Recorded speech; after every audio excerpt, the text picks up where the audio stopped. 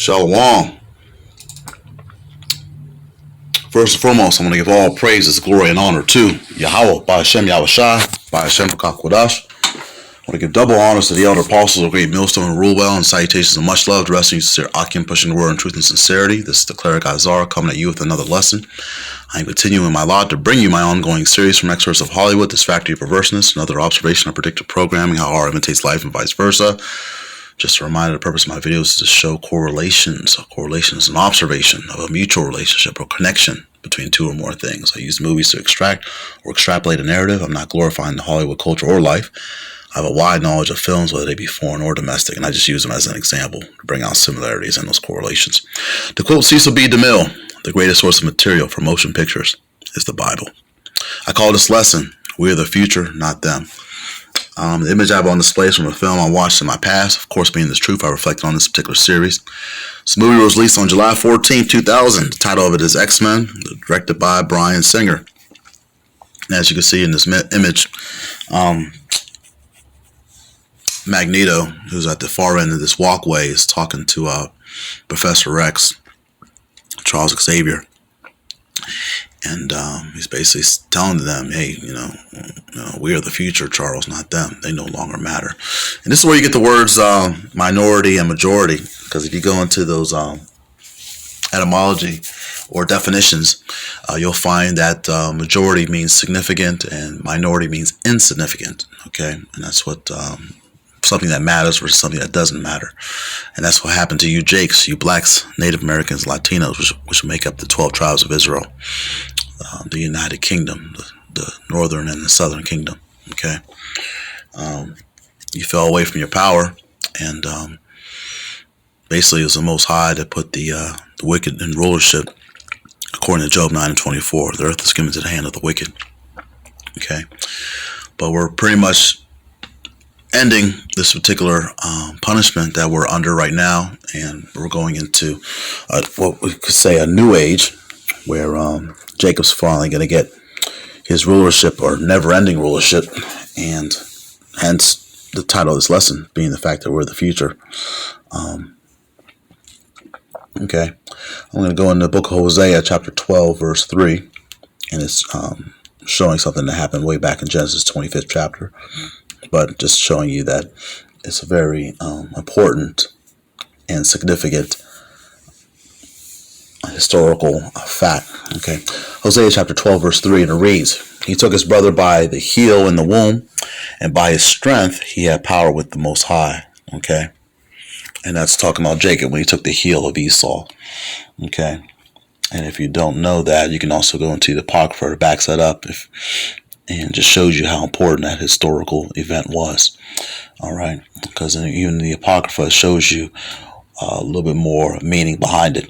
In 2 Ezra chapter 6 verse 8, the point is in verse 9, but 2 Ezra chapter 6 verse 8, this is in the Apocrypha. And he said unto me, from Abraham unto Isaac, when Jacob and Esau were born of him, Jacob's hand held first the heel of Esau. Okay, and Jacob, of course, is the progenitor or the patriarch of the 12 tribes of Israel, and Esau is the progenitor or the patriarch of the Edomites, the so-called white race. Okay, 2 Ezra chapter 6 verse 9 reads, for Esau is the end of the world, and Jacob is the beginning of it that followeth. Okay, so you see, this is the current time that we're living in now, where Esau is in rulership, and this is the end of the world, and we're coming into the end times, and Jacob is the beginning of it that followeth, where the descendants of Jacob, specifically, hold on one moment here. I get the door here. Got the clean lady coming over. Bear with me just a moment here.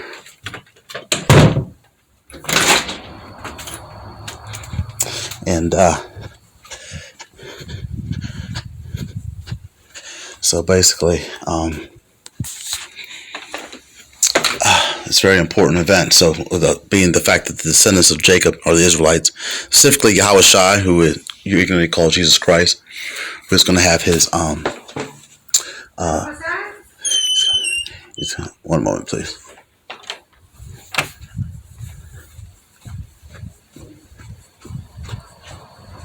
Hello? What was that? No, but Amos.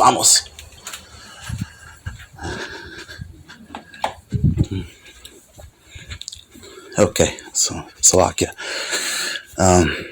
So basically, where was I at?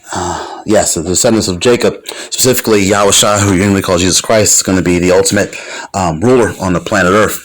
And he's going to establish his kingdom on heaven on the planet Earth. Okay? And this is a blessing that occurred between the two twins, the fraternal twins of Jacob and Esau. All right? And if you believe it or not, Yahushua is a reincarnated form of Isaac. Okay? Hebrews 11, verse 20 talks about this particular blessing, or the faith of Isaac blessing Jacob and Esau. Hebrews chapter 11, verse 20 reads, "By faith Isaac blessed Jacob and Esau concerning things to come." Okay? And then you can go into Genesis 27 chapter, and it speaks about Isaac blessing Jacob and the blessing. Okay? And like I was saying, this millennial reign is when the kingdom of heaven will be brought here on the planet Earth, where Yahushua will be reigning with his joint heirs, 144,000. Okay? And following his second coming to the planet, the Messiah will reign over a restored Israel and a renewed earth for 1,000 years, where the heathen will be under punishment and slavery, and then Esau Edom will be exterminated off the face of the earth. Okay? You can go into Zechariah chapter 14, verse 9, and it goes into Yahushua being the king over all earth. Zechariah chapter 14, verse 9 reads, "And the Lord, Yahweh Hashem Yahushua, shall be king over all the earth, and that day shall there be one Lord, and his name one." Okay? Okay, but I'm going to end it on this, because I always like to end my videos on a good note with some type of silver lining, and there is light at the end of the tunnel. So in other words, there's a happy ending. Just bringing in that particular group I've mentioned, the 144,000 being the future rulers of the planet. All right, so I got to thank the Elder Apostle Tahar, who brought up the X-Men in one of his recent lessons. When a passerby walked by, he mentioned that to him. That, hey, that's where they get it from. That's where we get it from. The X-Men and a lot of different superheroes and so forth. Because in the end times, specifically in Jacob's trouble, some members of the 144,000 will be getting certain powers. Okay, the first group is described in Revelation chapter 7, reading 4 through 8. "And I heard of the number of them which were sealed, and there were sealed 144,000 of all the tribes of the children of Israel." So it shows you that there's a specific lineage, all right, that is part of this future, okay, or this future government, or future rulership. Okay, and this new heavens and a new earth will be underneath that particular government. And this is a final reference to the tribes of Israel in connection with John's vision of a new heaven and new earth as pertaining to Revelation chapter 21, verse 1. And in specifically Revelation 21, verse 10, the Apostle John saw this great city, the Holy Jerusalem, descending out of heaven from the Most High. And that's when the elect will be descending out of the ships, or the chariots of the Lord. And you people annually call UFOs to put the nations in subjugation. Okay, and it just shows you how specific and how significant the nation of Israel is, because this particular city is adorned with 12 gates, 12 angels, and the names written on the gates, which are the names of the 12 tribes of Israel. And you can read about that in Revelation 21, verse 12. And these gates are also balanced by the 12 foundations of the wall, which have the names of the 12 apostles, because the 12 apostles will be reigning as well. Okay, and that's what Yahushua told them.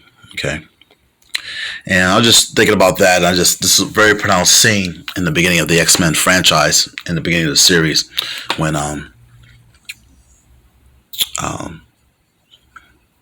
Eric Lenscher who plays Magneto, or the actor, his line was this, "We are the future, Charles, not them. They no longer matter." And like I said, finally when the nation of Israel becomes the head instead of the tail, because right now we're currently the tail, but they're going to eventually be the head, and the nation of Israel will be on top again. Okay, and this will be a kingdom that should never ever fall again. All right, it just shows you the significance behind your lineage and your inheritance as a nation. Okay, and what's been held back from you all these years. Okay, and now we're coming back into that. And so the Heavenly Father is going to turn back unto us. Okay, and say we're the future. Okay, I just wanted to share that. Lord willing, this lesson was edifying. I want to give all praise to Yahweh Bashem Yahushua, who gives me the strength and the spirit to continue to strive and endure in these last days. Shalom to the hopeful elect, and on to the next video.